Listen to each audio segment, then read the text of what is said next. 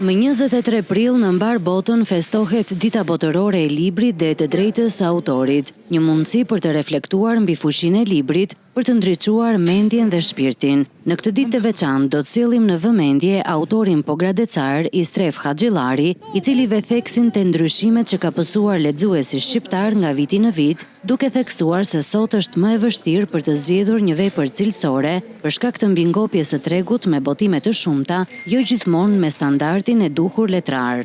Botohet shumë letërsi dhe është vështirë që të gjesh letërsi të mirë, sepse në vorbullën e madhe të botimeve, pafund, ku shkruajnë njerëz që s'kan lidhje fare me letërsinë, është vështirë që të orientohet lexuesi.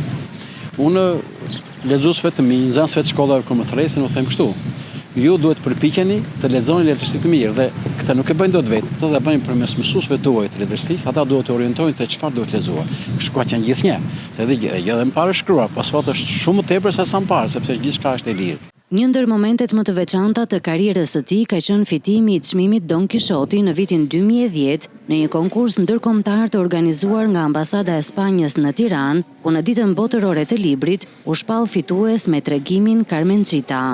Unë për fat kisha një tregim të botuar në një libër të mbarshëm.